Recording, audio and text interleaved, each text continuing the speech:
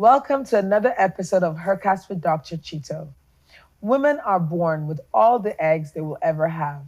And as age advances, those eggs decline in both number and quality, which is why fertility naturally decreases over time. For women struggling to conceive, doctors often begin with simple tests and treatments, but when these fail, IVF, in vitro fertilization, may be the best option. IVF has given countless women hope, but for some, when viable eggs are no longer available, the only path to pregnancy is through egg donation. And when a woman has healthy eggs but cannot carry a pregnancy, surrogacy, or some people call it gestational carrier, becomes the answer. These options have brought joy and healing to families across the world. Yet alongside this miracle of modern medicine comes serious ethical concerns.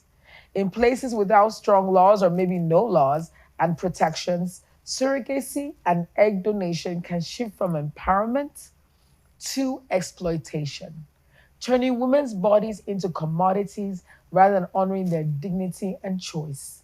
That's why this episode of HERcast with Dr. Chito, titled Eggs, Wombs, and Rights, celebrating the gift, confronting the exploitation, is so important. Our guest, Barrister Undiga Onwekpere, a dual qualified solicitor of Nigeria and England and Wales with deep expertise in reproductive law, with years of practice, lecturing, and international consulting, she brings sharp legal insights and a compassionate voice to how we can celebrate the gift of fertility while safeguarding women's rights. This is not just a conversation about fertility. This is about justice, dignity, and humanity. You don't want to miss this.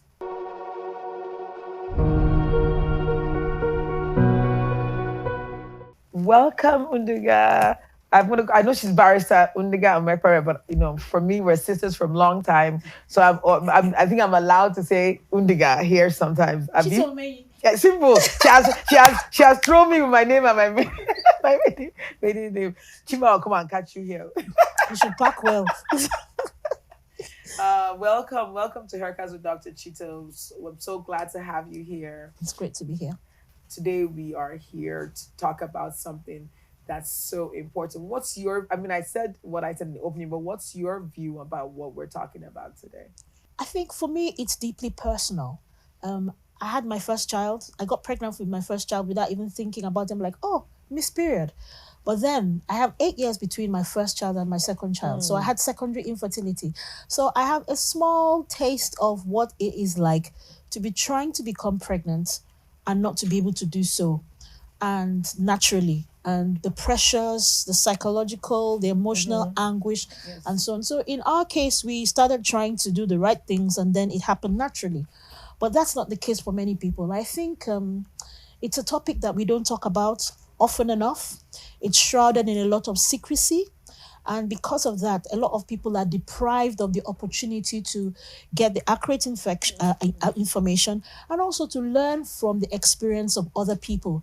Because lots of people are going through it. Lots of people are dealing with it. Lots of people are adopting, using donor eggs, using donor sperms, using surrogate, but very few of them are actually coming out to be open and vocal about it so that other people so that the discussion is normalized, because there's so much stigma and secrecy around it, So I joke that if you break a leg or you have malaria or typhoid in Nigeria, you get more sympathy than somebody who's struggling to become a parent. Yes. I don't know how we arrived at that stage.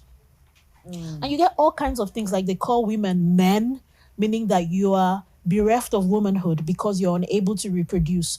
So you don't longer qualify to be called a woman. You're called a man. And so that's why there's a lot of desperation, around infertility and childlessness. And that desperation leads people to do a lot of unsafe things. Real unsafe things. So I think, this is going to be a very dynamic conversation because I'm a gynecologist. All right. So on the end of providing this treatment, and then you are a lawyer. Gynecology and lawyers don't normally sit side by side. Oh, no, we don't. No, we don't. So this is an interesting duo, and I believe we'll come up with a lot of good well, at least the start of a conversation that Yes. other places should have, if only Yes. Nigeria. Yes. So the opening question for me: if a woman's body can bring life to someone who cannot have a child, is there a moral limit to how far that gift should go? I think so. I think there are lots of moral limits. So, first of all, for me, we're not talking about laptops and tables and chairs. We're talking about eggs, the seeds of life. And we're talking about, if you like, a service that somebody is going to use her body to provide. So you're going to technically put your life on hold for about 10 months in order to enable another person to become a mother. I think that it places a very huge ethical burden on both parties. I don't think anybody who has the reproductive or capacity to be a surrogate, I don't think it is something that they should do several times. Otherwise, it's now becoming a business. On the other hand, I feel that even if you can afford it and you find yourself in a situation where you need a child, the fact that you can afford it shouldn't mean that you should go ahead and have several children. I have a problem with the factory line approach. Like I have some clients who will approach me and say, I can afford it, it's convenient, I want to run two surrogates at the same time. Sometimes I have some unease about that. Even though you might find two different surrogates who are willing to carry the pregnancy, they might not even be aware that you're running two surrogacy cycles concurrently. But then again, I'm also thinking beyond the point of having the child. How do those children sit side by side in the family? And sometimes you have strange things happening that you want to synchronize the births of the children. Sometimes you have people have a single child by one surrogate and another single child by the other surrogate, and you synchronize them and then you call them twins, when in actual fact they're not twins. So for me, it's, while I celebrate, the miracle of modern medicine and science that makes these, miracles possible, I'm a bit concerned about the way they are deployed. And it's not necessarily an issue that can be dealt with, strictly speaking, by law. But when you begin to talk about ethics, what is right? Because I say the law says you can't do this without imposing sanction. You should do this and be free. But ethics is like, are we right to be doing this? Yes. It's a deeper and more disturbing question. So for me, there are a lot of limits that you can think of. Like, I know in America and some other countries, there's a limit imposed on the number of times a woman should donate her eggs. Yes, there's an upper limit of about five times in a lifetime. Yes. For me, it's a physiological safety measure, yes, to protect the person who is donating. But it also, in the larger scheme of things, it also protects the children who are donor conceived. How many eggs do you want to put out there that potentially mean you're that genetically related to? Yes. And a situation where you have no control. And then I'm also worried about the surrogates themselves, because I've given birth twice and I can never look at my children the way I look at other people's kids, because they're mine. They lived in my body. And this is a situation where you're going to give birth to a child and give the child away, and you never have any contact with that child, and the child might never get to know you. So for me, it's... Although, for clarity, so most times the surrogate is carrying the parents, the original, like the person that wants the baby's eggs and the husband's sperm. Yes, she's a gestational carrier. She's a carrier, yes. But legally speaking, motherhood is assigned by... the bonding of the time. Exactly. Is the bonding. So legally speaking, people don't appreciate that. Legally speaking, motherhood is assigned by pregnancy. So whether the woman carrying the pregnancy, whether the surrogate is a gestational carrier or not, by the mere fact of carrying that child for 9 months and giving birth, she becomes automatically the legal mother of the child. In US is a bit different.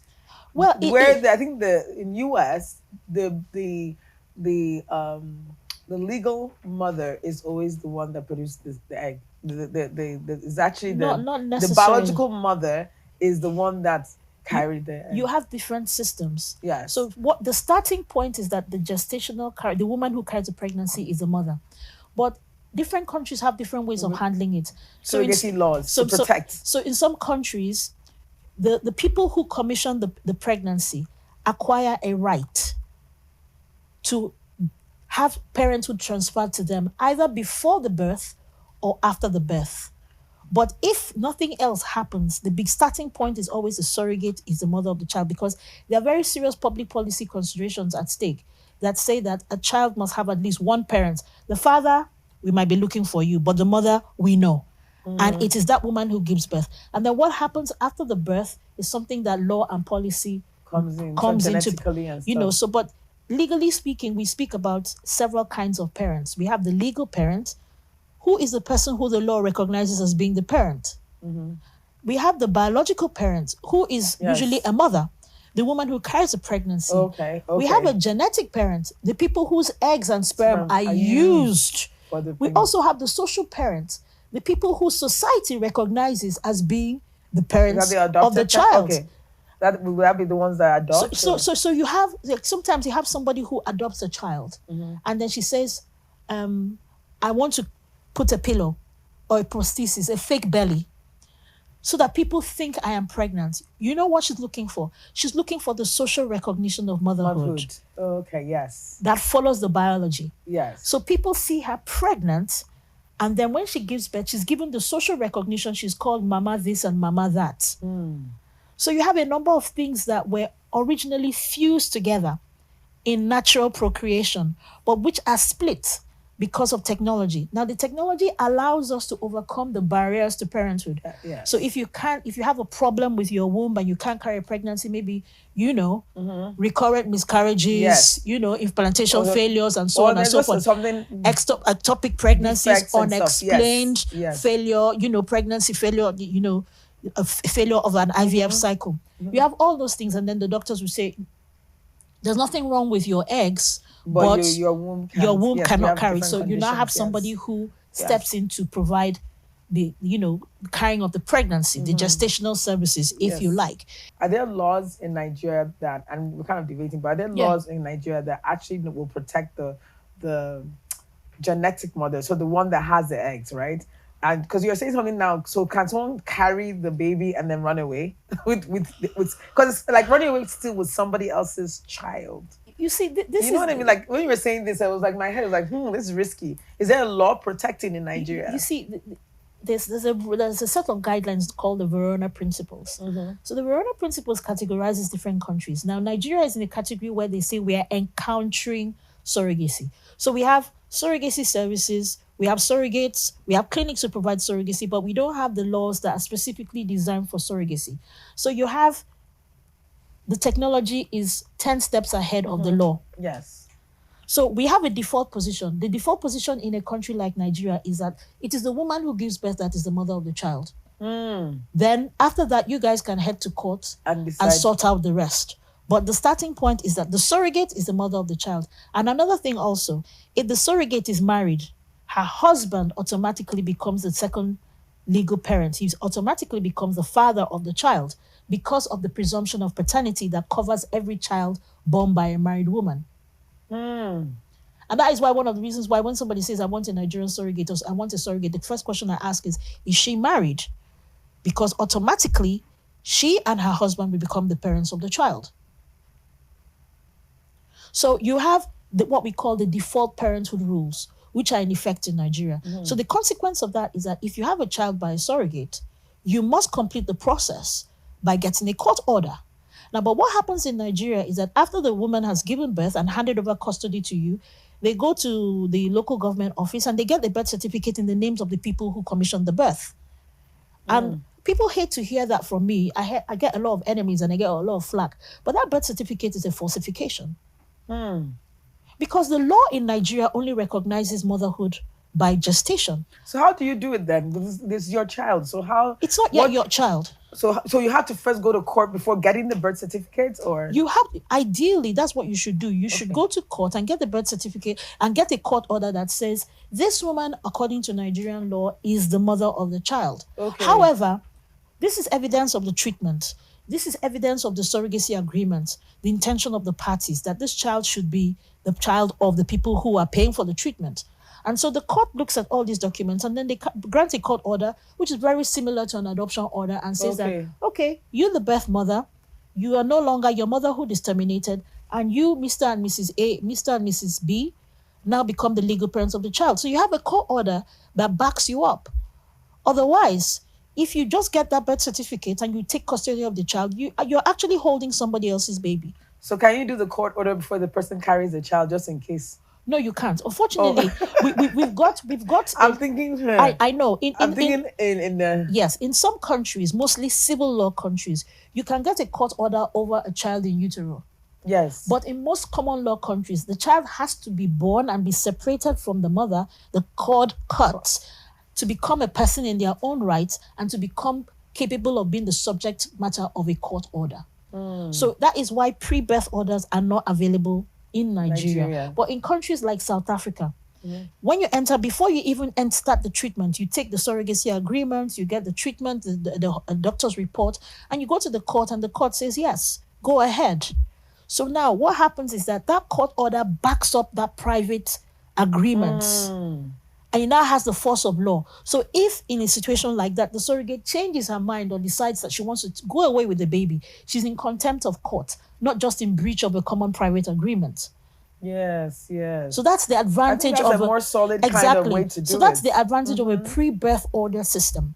Okay. A pre-birth order regime. So you have it's possible for us to get the opportunity before the treatment starts to ensure that certain minimum standards are met. So has this person been gone through psychological assessment? Has she been properly screened medically? Does she actually meet the criteria to be a surrogate? Is she being exploited? Is she being coerced? Is she being pressured? Is she going into the surrogacy agreement voluntarily, freely of her own free will? Is there a reasonable compensation package for her? Is she going to be properly taken care of? What happens after the birth? Is she going to be taken care of, or is this baby just going to be taken off her and then she's left to her own devices? When there's a 12-week postpartum period. Exactly. So a pre-birth order regime, like what happens in South Africa, allows us to enforce certain minimum standards. So protects also the gestational carrier.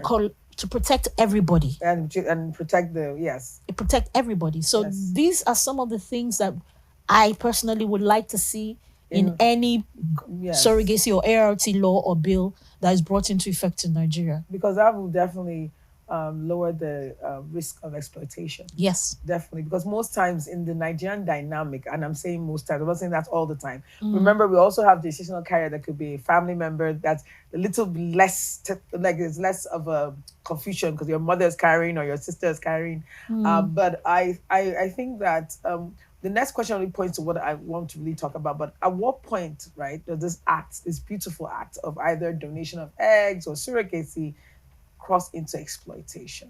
Because I know you've already given that background now. Egg donation in particular is very worrying for the same reasons that you alluded to in your intro. A woman is born with a finite number of eggs. Yes.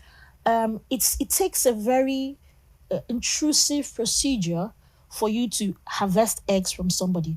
In a normal cycle, a woman will produce 1 egg per month. Yes. Rarely will she produce 2. These egg donors are usually very young women. What worries me a lot about Nigeria is the young women who are thinking that this is an easy way to make some money, to do stupid things, your bone straight, your extensions, your false eyelashes. Some is to eat too. Yes, I agree. Some very poor families can even send the child to go and do it. I agree. But before we knew about egg donation, there were other things that we used to do to make money. So for me, egg donation is a bit worrying because one, sometimes they go to clinics where you don't have very properly licensed practitioners who subject them to stimulation without considering the boundaries. Because I'm not a doctor, but I know that there are boundaries. Definitely. There are boundaries as to, the kind of drugs and stimulation and they have, the limits of how many times you should do it and how much of these substances should be put into this girl's body. So I'm worried about the kind of places where they go to. I'm worried about the kind of care that they receive. I'm worried about the aftercare that they receive because we have risk of OHSS and so on. The kind of aftercare that they receive now. And then not every girl who actually starts off by saying, I want to donate my eggs, actually follows through with it. By the time she goes for counseling and they tell her the effects, some of them might say, it's not for me. But if they never go through counseling, how do they know if they're sure they want to do that? They need to go through proper counseling with somebody who tell them, look, these are the things you will experience. as a consequence of this egg donation, you will have children who are out there who are genetically connected to you. You don't know how that will come back to affect you in the future, your own plans to have a family. And how many times are you supposed to do this? You shouldn't do this more than five times. And things like that. By the time you have a sit down and a good chat with some of these girls, some of them will say, I'm not doing it anymore, or maybe this is the last time I'll do it, or maybe I'm not going to do it more than 1 or 2 times. Yes. But if so that's called, and to just bring it, that's called being fully informed about what you're about to do with your body. So you have the choice. Once you're not fully informed, they have actually literally, you think you're doing it because you want to do it, but once you're not fully informed about a situation, they've taken away the choice from you. We say in fertility law and practice that we're not interested in collecting signatures. Yes. We're only interested in informed consent. Informed consent. And it takes a lot to arrive at the stage for somebody to say they're giving informed consent. Yes. I now have a service for fertility clinics and professionals where I review their forms to see whether or not those forms actually qualify to be called consent forms. So it's about the content of the forms and it's about the procedure through which those forms are used. And in many cases where you have egg donation, I don't see that happening. So in that case, it's not informed consent. And if it's not informed consent, then it's bordering on exploitation. Yes. I believe that if a woman puts her body through that process, she should be given fair compensation for her loss of time and for her discomfort. And that's what I always emphasize, because some people in social media will say, oh, they paid for the eggs. No, we didn't pay for the eggs. No. The payment is for the loss of time, the compensation. Yes. It's more as far as I'm concerned, inconvenience is not for the eggs. As far as I'm concerned, eggs, sperm are priceless. There is no price that you can put on them. Yes. You can only compensate the person who is going through the process to make them available to you. And as a consideration of the kind of things that person is bringing, providing to the parent who's struggling, you must implement those safeguards. Because we're not talking about eyelashes and shoes and handbags. Yes. We're talking about eggs, and we're talking about something that potentially has implications for that person's life and have future plans to reproduce and have a family, and also for the children that will be created, that will be conceived using those eggs. Yes. There will be implications for them. So I don't think it's something that we should be doing willy-nilly. I know you said something about in England, it's like maximum 5 times.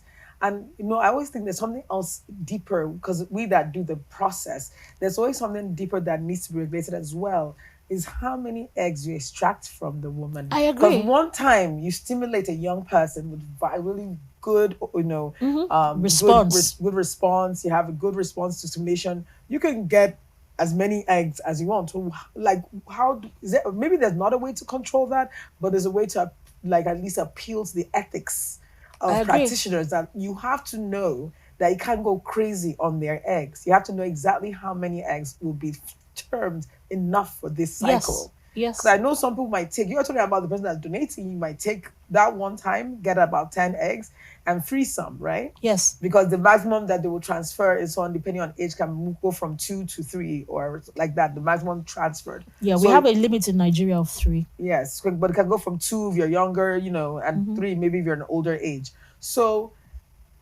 for the donor, we're not going to sit down and say, oh, she's made like 16 eggs or 20 eggs. Is there a maximum number of eggs that we can say? I don't know if it's in law. As you said, there's no law in Nigeria. No laws. I think it's an ethical question. It's an ethical question. It's an ethical question, which I think very many countries, even countries that have very advanced, frameworks, regulatory frameworks, that they struggle to grapple with. Yes. Because at the end of the day, it's you in the theater. Only and there are no lawyers. There's no police there. Nothing. It's only you and your ethical compass and your God, if you recognize one, that is inside that theater and that would stay your hand from collecting more than a certain limit. And I don't know. I think a lot of people think about 9, 8, 10, because I know, I'm not a doctor, but I know that not all of them will be viable. Yeah, not all will be good. Yes, not all of them will be viable. So sometimes we check and we take. You choose the ones that are okay. Yes. So aneuploidy and all that your stuff. you know. But that's after the fact. You take the eggs Yes. first, and You you take take the eggs more first just and to then get at to, least to safeguard against the yes, ones that will not be viable. viable. So Yes. for me, that's this thing. I think in a country like Nigeria where we have a high rate of poverty, and this is me being very concerned about a The lot of poverty. young women Yes, who seem to yes. think that donating their eggs is some new kind of side hustle. And that's what I think. That's what why it's trending so much in social media. This discussion is because people are beginning to see it as business. Yes. And I know compensation varies. Oh yeah. I'm not really sure what the compensation is of now per se. I know it goes up to 300,000, whatever 350. I don't want to now encourage anybody say, hey, let me go and make. I know. So I I know. don't That's why know. I don't So talk I about yes, it. I don't know what the compensation is, but I do know that you should know you're giving away something that you can't get back. All Exactly. right. And it's a beautiful gift if you know everything that is around that gift, I that agree. giving. Do I you agree. understand? I think I that's agree. my main thing. I'm a gynecologist, so I'm saying this with my chest out that every woman should understand when they're giving the gift everything that is about egg donation. And now I have a very interesting question to ask. Would you allow your sister or daughter to be a surrogate or to be a or do this get a surrogate in a country without fertility laws? I would be very worried. I would be very worried. I'm a fertility lawyer. I earn money by drafting surrogacy agreements and helping people get their surrogate born and donor conceived children out of Nigeria. Usually Nigeria, the treatment country, and help them get their children mostly into the UK and other countries. And I am aware of the technicalities and the implications. Now, for me, using a donor egg is a precious gift that helps somebody who otherwise would not be able to become a mother or a Yes. parent become a Yes. parent. But there's some aspects of it that we don't yet completely comprehend, because in the future there's a movement called about the right to know one's biological origins. So there's a group of people, scholars, lawyers, ethicists, philosophers, and so on, that say that every child is has a right to all the information about their genetic origins. So where their genetic father, their genetic mother, and the woman who carried them.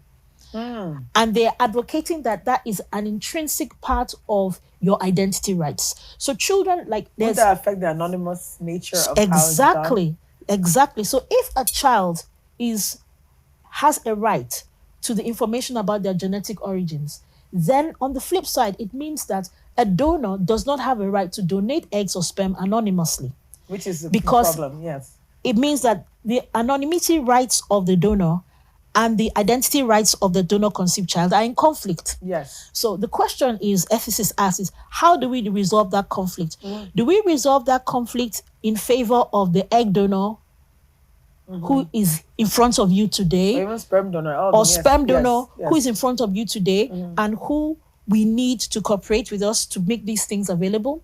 Or do we resolve the conflict in favor of the donor conceived child who is not yet in the room, but whose needs will eventually come to the table and become the subject of a discussion? Because in some countries where donor conception is much, much older, we have donor conceived children who go to Congress Oh, and go to who places search for their and who look identity? for their Who search for identity. their I mean, identity? you just need to go to YouTube and you have all kinds of documentaries about children who went looking for For their birth, their biological biological parents.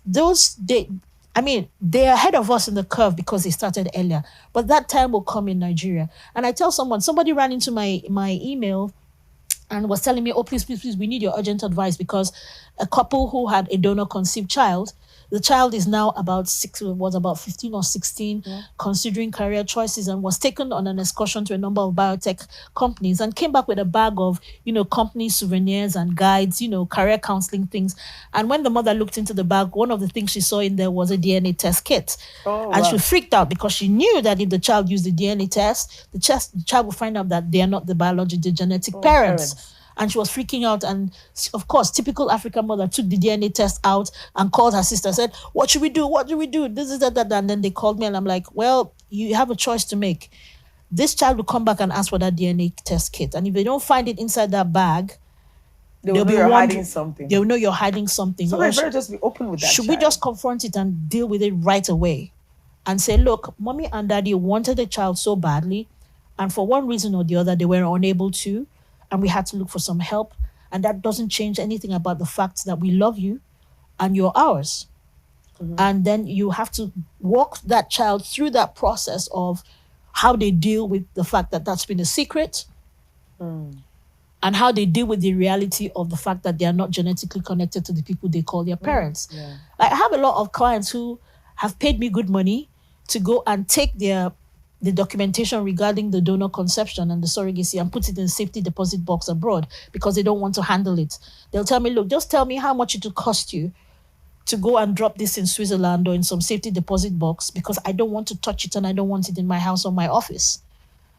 But the thing about this is, for me, is I always tell people kids are so, when they're, as the younger they are, they're so easy to tell the story of their birth. It becomes a unique story for them. It's normal. It becomes like normal. adoption. You adopt a child, the child knows, okay, I know, there's many ways to tell this story to a child with love, and that child grows up with that knowledge, and that's part of that child's unique strength. Yes, they may be curious one day to search, but that doesn't take away your parenting. I agree. Because we know already that you can take your a sister's child or a brother's child, and that child becomes your child. Yes. In those events that you have to do that, and the child doesn't know the difference, really. I agree. Do you understand? It's all what you give. I agree. And I think that's why we always underestimate children a lot. We do. And these children, this generation, they get smarter as they go along. I know. I agree. And they have too much on their fingertips. I know. So you better be ahead of them. And they've got the internet too. You got the internet. So you better be ahead of them, because they're coming back to find out something. And not DNA kits are very easy to get now. I know. I don't look like you. Why don't I look like you? I know. I don't have a cleft chin. Yeah, I don't. And all that kind of stuff. So it's a very important discussion. I really do believe that. Now, I'm going to come into something that actually affects IVF, and what you said, why there's stigmatization or why people don't talk about IVF, right? And I feel a lot has to do with sometimes culture or religion. Is a huge factor in this. So I want to ask you something, because in Nigeria, one thing I noticed when I returned to Nigeria to do some work in Nigeria, what I learned was I saw people, I never used to understand it, where I want to go into surgery, I give this woman full information about the procedure. I give very well before we sign the consent. In America, we're really big on consent, because where we have a legal huge cloud over us all the time. Liability, litigation. Yes, it's plenty. So I signed a full consent and everything, maybe even scared the poor woman to death. We get the consent, and they're telling me, no, the husband has to sign. And I'm like, why? I'm not operating on the husband, I'm operating on the lady. But I find out that there's a lot to do with husband has to sign, family has to know, no, someone has to be here, that kind of thing. How does should a woman always have the sole right to decide if she wants to be a surrogate or egg donor without interference from her husband, family, or culture? Okay, let me start with a married woman. Now, apart from the legal aspect is that a man and a woman get married and they become one person. What decisions that they make affect each other. So a marriage is a peculiar environment. It's a peculiar environment for a lot of things. Now, because of the way our laws are crafted in most countries, we have what we call the presumption of paternity. The presumption of paternity means that if a man and a woman are married, every time the woman gets pregnant, the child is presumed to be the child of the husband. He automatically is recognized as the legal father of the child. So if a married woman decides to be a surrogate, her husband has to consent to the treatment, because the child will legally automatically become his child. So that's the complication of married surrogates. Yes.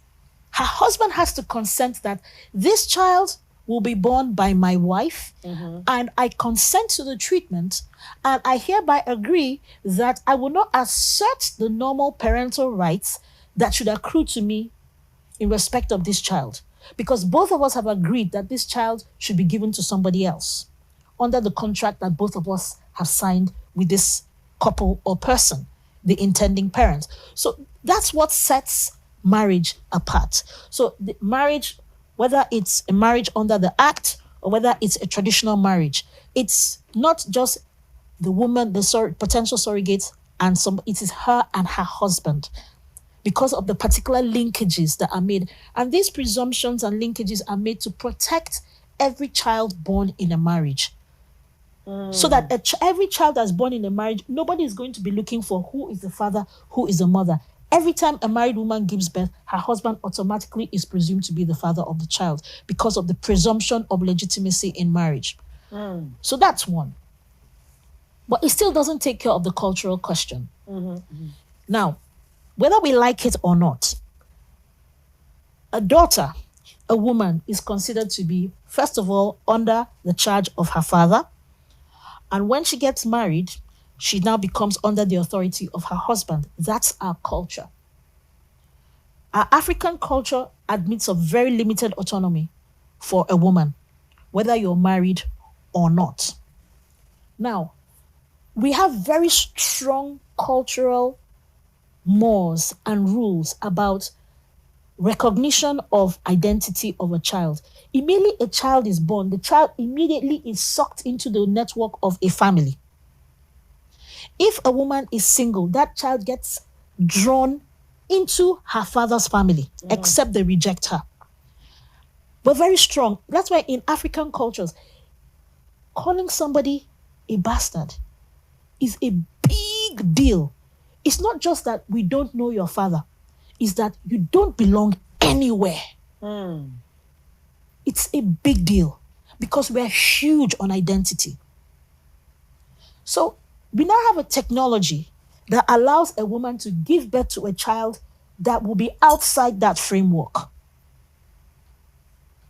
It's a huge deal. So I know as a lawyer and the feminists will say women's autonomy and so on and so forth. But women's autonomy and so far and so forth. Women's autonomy, a woman's right over her body. Which is very important. Which is very important. Hopefully we get there one day. No, it is very important. Yes. But as a family lawyer, I have to think about it in the round. So when I'm looking at a situation, I'm not just thinking about the intending parents, the surrogate. I'm also thinking about that child. Where will that child belong? It's a very important question. I always say that's my invisible client. Yes. Like sometimes I fight intending parents who are going through a surrogacy and who are doing donor conception. We fight. Some of my clients don't speak to me. I'm like, you will make a will to protect this donor conceived child you're bringing into this world. Because the day the questions are asked about that child's genealogy or genetic origins, you will not be there. And that child needs to have the information to back them up. Yes. And that is why I insist, if I travel abroad or I'm out of Nigeria, if you pay me, I will drop the donor conception documents in any safety deposit box you want. And then I will insist that you make a will, and somebody in your family needs to know, if you go to Basel or Zurich, to this bank, to this safety deposit box, you will find a brown envelope labeled to so and so person. That child needs that information. It's their right. Confidentiality is a problem in Nigeria. Confidentiality is a huge... It's not just confidentiality. It's stigmatization. Yes. That's what they're afraid of. They're afraid of stigmatization. So if you look at it in that context, you begin to understand why somebody will be like, no, you will not be a surrogate for anybody. Or no, I don't want you to be an egg donor. It's because of the sensitivity of these things. Like up to yesterday, somebody told me that he would never forgive someone who was drunk and called him a bastard. In jest, oh. In jest. It's a huge deal. Like somebody, you ask the person, who are you? Where do you come from? Who is your father?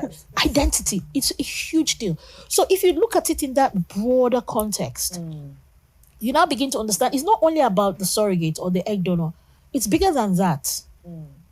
It's a lot bigger than that. So that is where you have some kind of conflict, if you like, between so-called Western ideas of autonomy of a woman and the fact that we are deeply cultural people. We are deeply cultural. And that's why this technology, you said the technology is well ahead of all these things. So being able to blend them in or trying to figure out how they work across could be a challenge. It is. It's a challenge of many things. All right. What legal and social protections must be in place before any woman agrees to be a surrogate or egg donor? Informed consent. I think mandatory counseling. The clinics that I advise, there must be age verification. You must make sure that person is above the age of 21. In accordance with our guidelines, she should go through some counseling to make sure she's emotionally and psychologically balanced. She appreciates the full implications of what she's doing. There should be full documentation.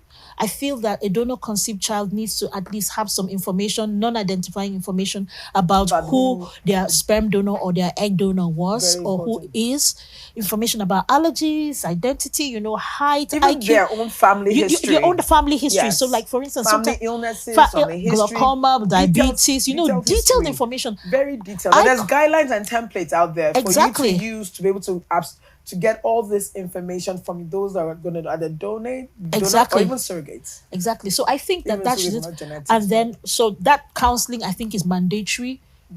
And then aftercare, responsible use of stimulation, Yes. and then aftercare. So don't just harvest the eggs and send her off on her way. Tell her that if you have tenderness, vomiting, this pain, and so Return on, back to us. come back to us. You shouldn't just say, once we harvest these eggs, job done. Yes. You have a moral and legal responsibility to make sure that she's okay and that she's not suffering from any complications thereafter. So that's for the egg donation. Now, for the surrogacy, even more intrusive. I think that the same thing, barest minimum, a surrogate should have access to her own lawyer. There should be mandatory counseling. There should be a reasonable compensation package that takes care of her needs before, during, and after the birth of the child. She should be entitled to a certain minimum amount of post-birth care, free of charge, no questions asked, and also emotional support. Yes. Because she's just given birth to a Mental health child, support. giving away the child. She's probably breastfeeding. Her body is calling out for where is the child we've just nurtured for 9 months. So it's not just a matter of, Goodbye. take Goodbye, off your baby. hair, loosen your hair, wash your hair, carry the Yes. used extensions, put them in the bin. No. This is somebody who has just given birth to a child. So it's for me, it's not only about the financial part of it. It's about the care and the recognition of the fact that this person has done something that the woman who has commissioned this birth cannot do for herself. Yes. So sometimes when I'm talking to intending parents, I'm like, if this was your wife, what wouldn't you do to make sure that she's happy over the course of this pregnancy? Why is it such a big deal? Because it's a surrogate. Once you put it that way, people kind of step back. Things become a little bit clearer when you make it Yes. personal. Yes. So it is a surrogate. Yeah, for me, we are not commercializing it. But I always say, in the grand scheme of things, how much is 3 million naira? How much is 4 million naira in the grand scheme of things for somebody who is going to give birth to a child? For me. And it's about the care. Anytime she falls ill, who is there to back her up, to make sure she gets to antenatal, to make sure that her symptoms are handled, to make sure that she's given that emotional support? Because it's not easy being pregnant. No, it's not. It's not even easy giving pregnant for your husband. Ask husbands what their eyes see when their wives are pregnant. The surrogate has no not easy. husband. When you stand up pregnant, you call him, my back. The man, they hear and win when their wives are pregnant. Ask any man who's gone through pregnancy with his wife. He will have a new appreciation of what it means to give birth to a child. Yes. And I know a lot of men, when you tell them, you will go into that delivery room, they say, never again. When their wife will tell them, come, darling, it's, come, let's have some discussions. No, we're not doing that again. When men know what is involved in childbirth, some men are like, one child is enough. It's true. One child is enough. So because sometimes there's that othering. Yes. It's not my wife, it's not my sister, Yes. And then you forget. You forget the humanity involved. That's why I even talk to my doctors and anybody that works for me. I said in medicine, one of the ways that I always tell them to do is that when you manage somebody And it's not about being over emotionally involved or anything, but always look and ask yourself, if this was my sister, if this was my mom, if this was my aunt, I know. would I be and The do way the same thing? Because things, what I I'm trying know. to teach them is the humanity in medicine. I agree. It's very important. It's becoming very Yeah. worrying, you know. I know. How can fertility clinics or hospitals that have fertility centers, like I do, be regulated to prevent them from becoming baby factories, especially in poor countries? That's a tight one. Well, I must make a distinction.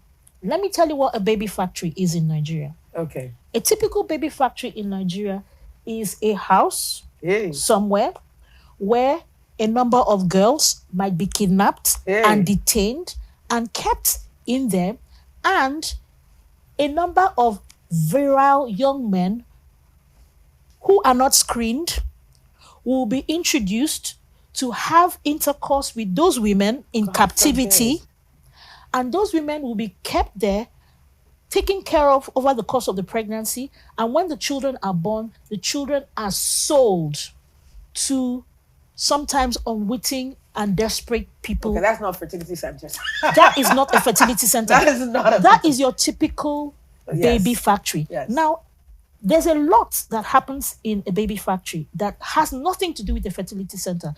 There's nothing like screening. Nothing. There's no IVF. Wow. It's intercourse. It's the way. So this is a combination of kidnap, rape, deprivation of liberty, violence against the person, emotional abuse. That is your typical baby factory. When the children are born, very often it is always traditional. Because it is traditional, it is always the eggs of the woman who gives birth and the sperm of a random man who she would never have chosen to have sex with on a good day. Jeez. So that is the reason why is this something we have a lot here? We have a lot of that, especially in Eastern Nigeria. Wow. We have a lot of baby factories. Sometimes if NAP people go and bust a facility and you see 8 girls all pregnant. None of them has ever seen a clinic. And some of them have never even been for antenatal. Because I know in some other parts of the world, you have homes where people, like children get pregnant and they have to send them away, and convents traditionally used to, and you have non-profits that do the same thing. Exactly. Sometimes. In those cases, you have a young girl who was sent away from home, experimenting with her sexuality and then got pregnant, and was not aware of the extent to which she was fertile and got pregnant. Those are the ones who are not very savvy. The savvy ones know about postinol, they know about the morning after pill and all that. Yes. Those ones are different. They were not raped. No, in a baby factory, the women are usually raped because they don't consent to. That's non-consensual sex. So in those cases, it's pre-teenage pregnancy and so on. A girl who didn't know any better, and then the family puts her away to have her baby, so not to bring shame on the family. So that's different. And convents traditionally and other religious places have traditionally played the role of providing a secluded place where a young girl who has been put in the family way can safely go and have her baby outside of the public view, and then subsequently, hopefully, resume her life as if nothing ever happened. That's a different case. A baby factory is completely different. Now, but that's not to say that a fertility clinic can conduct itself in a way that is incapable of conduct itself. We have a lot of clinics. Conduct itself in a way that they cross the line. Now, a fertility clinic, to my mind, should be licensed to provide those services, should have suitably qualified practitioners. That's what part qualified practitioners. Suitably qualified practitioners who actually abide by the law and the guidelines for fertility practice medicine in Nigeria. And that means a number of things. Like a lot of people say, yes, we don't yet have laws for surrogacy, but we still have a lot of laws that help. So that's why I tell people that, yes, we don't have laws for surrogacy, but you can't do just anything you want because we do have laws. The National Health Act, for instance, has very detailed provisions for informed consent. And And people were like, oh, like when I review people's clinics documentation, they're like, where do you get all these things from? I said, it's already the law. We already have 6 laws in Nigeria that tell us what to do. The National Health Act tells us what are the ingredients of informed consent. MDCAN has a code where they mention ART. As an MDCAN or MDCN? That's what I call MDCAN, MDCN. Okay, CN, yes. MDCN. They have a code that mentions ART and says that, yes, this is an emerging area of practice, but that the things that are already in the MDCN code cover a lot of the areas of fertility practices, such about informed consent. Counseling, for instance, we don't need to go far away. The National Health Act has a counseling element.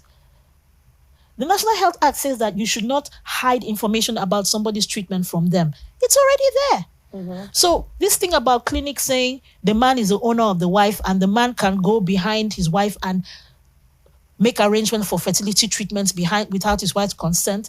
The act makes it clear that that is not the case. The act only makes one situation where the information about somebody's treatment should be hidden from them. And it's only where the disclosure of that information might be detrimental to that person. And that usually happens when they decide to hide from a person the fact that they are dying or that they have a very serious terminal illness. And very often it's in a situation where they don't want the person to lose heart. Because sometimes if you tell somebody you're dying, you have cancer, they die the next day because their heart has already given out. So that's the only case where the Nigerian law permits you to hide information. So you have all of those safeguards. They already exist in the law. We have the Violence Against the Person Act, which says that you should not deprive anybody of their liberty. So if you have a surrogate, you can't imprison her in your hostel. She must be free to go live wherever she wants. And I think sometimes people talk about the fear of the person running away with the baby. How do we prevent that, though? Well, you see, I've heard comments like, "Oh, sometimes if they don't board around with you or whatever." I don't know if that's what they do because surrogate. That's one area in Nigeria I'm not even familiar with.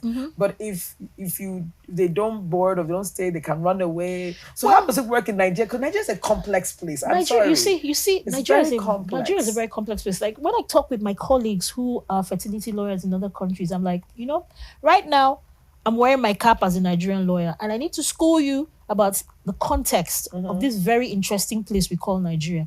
The context is very different. In other countries, it's very rare for you to hear that somebody signs a contract and says, I'll give birth to this child and give the child to you, and I'll cooperate with you in whatever administrative or legal process that will allow you to become a legal parent.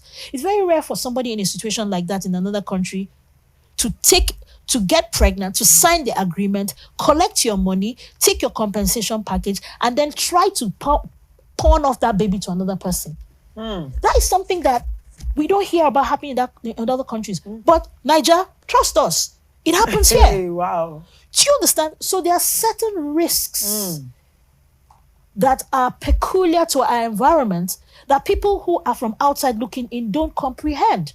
Now, one of the things that I say is deprivation of liberty, undue interference with the ability to go out and come in at their choice. It's something that is a fundamental element of fundamental human rights. But let's look at it this way.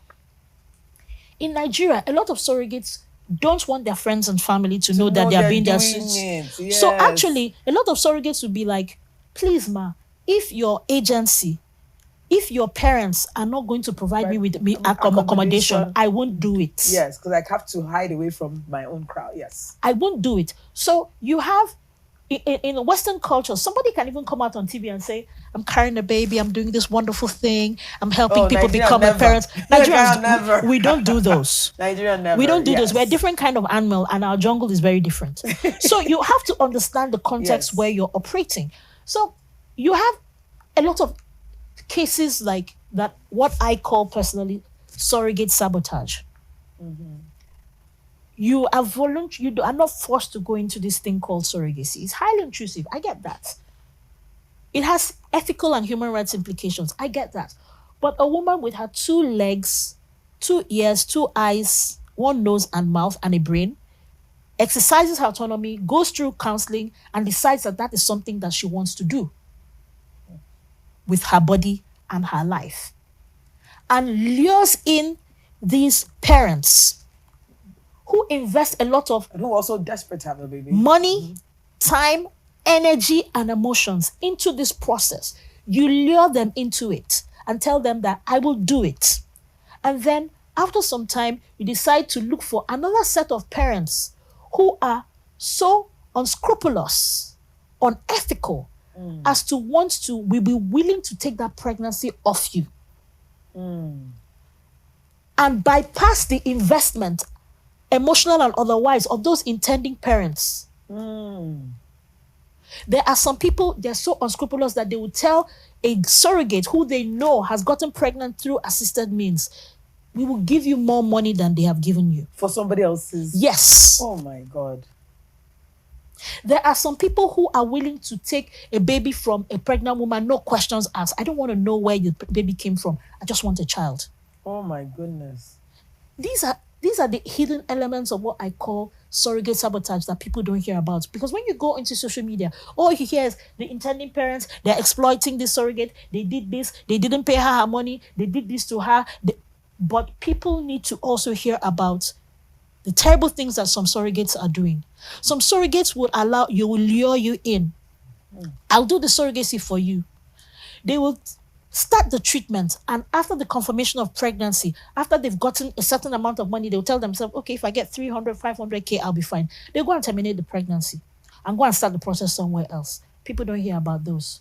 I have a client, so many years of marriage, they decided that they wanted a boy. They did PGT, they did gender selection. It's a fact of life. It's happening in Nigeria. Okay. They decided that they wanted to have a child. They did gender selection. I think they had 6 or 7 girls. They said that they wanted a boy. In addition to the cost of the IVF treatment, they paid about $10,000 to have their embryo screened for a male. We did the embryo transfer. The surrogate got pregnant, and she went and flushed it. I don't even want to think about the costs. I'm thinking about the pain. So when you hear certain stories like that, and then my intending parents, my clients, they wailed, they cried, and they dusted themselves up and decided that they'll take a break before they think about doing it again. But let me tell you what happens in some other cases. In some other cases, the parents will be like, you lie. They will lock you up. We're seeing cases where intending parents will go and lock up a surrogate.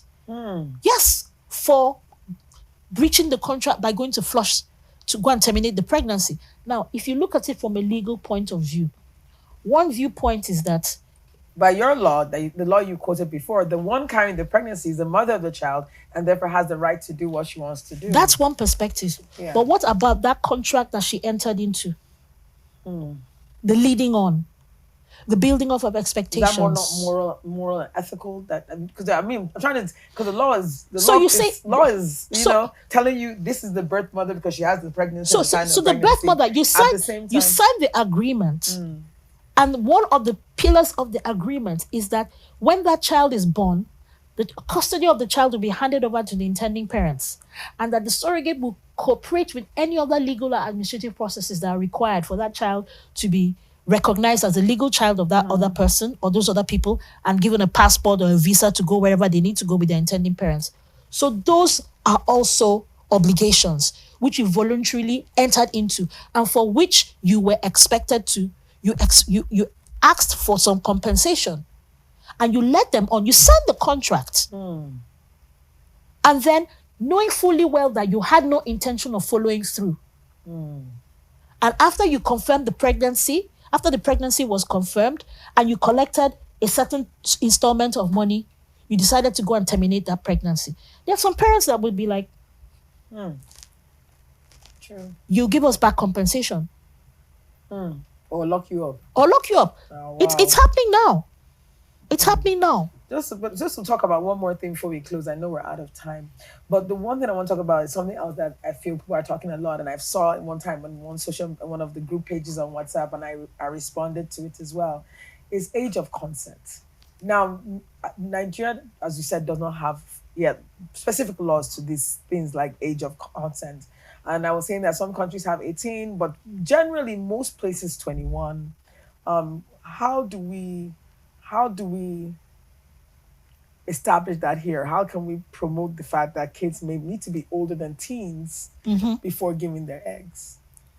Well, Because I think there was a concern how the tr- people that just got into university at 19, 18 are giving eggs. You know what I mean? yeah, So how do and parents are not knowing about this and finding, because they're, of course, they're parents that can provide it. So the kids want their own personal I know, money. I know. Do you understand? And they Yeah, go and say, oh, there's egg donation, and they I run at know, 18 or I 19. know, I Yeah. know. But the truth of the matter is that yes, although we may not have laws, federal laws on the subject, but the Association for Fertility and Reproductive Health (AFRH) worked with the Yes. Lagos State and Yes. came up with guidelines for fertility practice.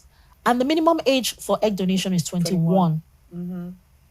Now, but the problem is that because it's not a federal law, it's only applicable, and it's the status of a guideline as opposed to a statute. Yes. So people who are outside, practitioners who are outside Lagos will be like, we're not in Lagos. But the vast majority of ethical practitioners do not take eggs from people who are less than And 21. I think this is a message I want to harp on, that if you are planning to do IVF, if you're planning, and first of all, as I said, there's always a road journey to IVF. IVF is not, I can't get pregnant, IVF. Or surrogacy. Or surrogacy. There's evaluations, there's treatments before you even get to say, okay, IVF. Sometimes there are conditions that tell you right away that this person will need IVF. But there are also ways and journey to get to IVF. It's very important you do your due diligence in all ways, in all ramifications. You must do your study of where are you going to. Is this a proper setup? Is this a hospital that has been certified? Is this a practitioner that actually has been certified to do this particular thing? I mean, Nigeria is very hard. We're 200 million. Our population is wide. There are a lot of quacks, so you have to do your homework. I feel that people don't do their homework. Yeah, I agree. Do you understand? You have to do your homework. You have to definitely pick people that are qualified, and you have to understand the process. You have to ask the question. And I want to say that if you're doing egg donor, or especially if you're doing surrogacy, like you're here, both from the doctor perspective, and me, I'm coming from a system where legally litigations are very a cloud. In Nigeria, I also practice here as well. And I think also from the doctor's perspective and the donor or surrogate perspective, consulting with a lawyer is one of the wisest things to do. Entering any kind of surrogacy or even egg donor, should we have questions, Yeah. so that you are fully informed about the whole process. I agree. And from the medical point of it, your surrogate and your egg donor should be screened with very detailed history, should be screened medically, and so I think what we should say now, let's most of us just adopt and look at the Association of Reproductive Medicine here in Nigeria's AFRH. guidelines. And yes, let's sit down and look at their guidelines and see how those guidelines can also fit into our practice, since not all states have laws yet passed. And let's make the guidelines a law. Is there a way to make these guidelines statutes? Like you said, we're working on it. It's not easy, Nigeria Yes, is I know. we're a very big country, but it's something that the AFRH is working on very seriously. I've just come from a meeting with the adoption authorities in the FCT, and we had Okay. some very productive Okay. conversations around it. I think we are still suffering from the fact that childlessness is something that we find very uncomfortable to talk about as a country, as a nation. And so I think the more we begin to have those conversations and acknowledge the fact that, look, this is a problem. yes. It's, everybody just assumes when people get married, congratulations, in 9 months' time, we shall come back for the naming ceremony. It doesn't always happen for everybody. And once you get married, after 9 months, people are beginning to wonder. And God forbid Whether you're she's having pregnant. like gas. They're like, are you pregnant? And God forbid you just start having fibroids or you're overweight like me. And they'll be like, is it just fat or is she pregnant yet?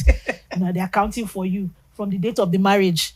Then, then if you now give birth before 9 months, there was baby on board already at the wedding. I know. We're such nosy people. This is a conversation that I think we will have a part two, because there's a lot going on, and it's a conversation that many people are talking about and affects actually different age groups, different dynamics, and so it's something that we should keep talking about till we get it right. And that's very important. So thank you, Barrister Undiga Emekpere, Undiga to me. Chito Omeyi. That just joining us here and being able to share your knowledge. And I think a lot of people bank on this. So don't, if I start calling you, hey, this person, oh, my colleague here is asking questions, be ready for that. Today's conversation reminds us that while fertility science offers the miracle of life, it also challenges us to protect women's dignity and rights. Egg donation and surrogacy can be acts of profound love, but without laws and safeguards, they risk becoming tools of exploitation on both ends sometimes. The real question is not only how to create families, but how to do so in a way that honors justice, humanity, and women's voices. A heartfelt thank you to our guest, Barrister Undiga Omekbere, for sharing her expertise and shedding light on how we can celebrate the gift of fertility while protecting the rights of women everywhere. This is what HERcast with Dr. Chito stands for: empowering women with knowledge, giving them a voice, and building a community that inspires boldness, justice, and transformation. Stay connected with us, YouTube, HERcast with Dr. Chito. You can listen to us on all our podcast platforms: Spotify, Apple, Google. Watch us on Rapid TV, Startimes channel 176 on Saturdays at 7 p.m. and Sundays at 2 p.m. Do tune in for that. Follow us at HERcast Podcast and at Dr. Chito N. This isn't just a podcast show, it's a movement. Together, let's rewrite the story for women, families, and future generations. God bless.